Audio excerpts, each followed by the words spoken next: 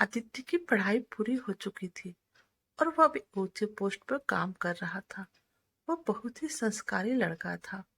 अब उसकी शादी की उम्र भी हो चुकी थी, पर वह हमेशा से ही चाहता था उसकी शादी उसके परिवार की मर्जी से हो। परिवार के नाम पर बस आदित्य के पापा ही थे, जिसने आदित्य को मम्मी और पापा दोनों का ही प्यार दिया था। क्योंकि आदित्य की माँ 5 साल पहले ही आदित्य को छोड़कर इस दुनिया से चली गई थी। आदित्य आज बहुत खुश था। आज वो अपने परिवार के साथ अपने रिश्ते की बात करने जाने वाला था।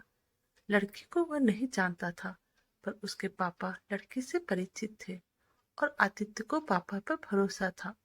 उसकी मम्मी के जाने के बाद पापा ने ही तो मम्मी और पापा दोनों का प्यार आदित्य को दिया था।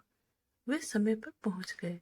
जब लड़की चाय की ट्रे लेकर आई तो आदित्य को उसका चेहरा कुछ सब पहचानने लगा, पर ध्यान नहीं आ रहा था। उसे लग रहा था कि मैं इस लड़की को कहीं देखा है, पर बहुत जोर देने पर भी उसे याद नहीं आ रहा था।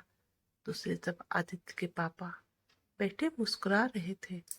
वो सोच रहे थे जब आदित्य को सब याद आएगा, पता चलेगा तो क्या होगा।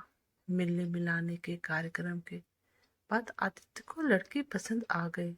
सब कुछ तय हो गया। घर आकर जब आदित्य ने पापा से कहा कि उसे उस लड़की का चेहरा इतना पहचाना सा लग रहा है, पर कुछ याद नहीं आया, तब पापा ने मुस्कुराते हुए मम्मी की फोटो के सामने ले जाकर आदित्य को खड़ा कर दिया और बताया, आज से 5 वर्ष पहले ही उसकी मम्मी ने इस रिश्ते की बात की थी और उन्हें अब सब समझ में आ गया था। पर क्योंकि वह उस समय पढ़ाई के लिए बाहर था और उसकी शादी की उम्र भी नहीं हुई थी, इसलिए बात सबसे छिपी हुई थी।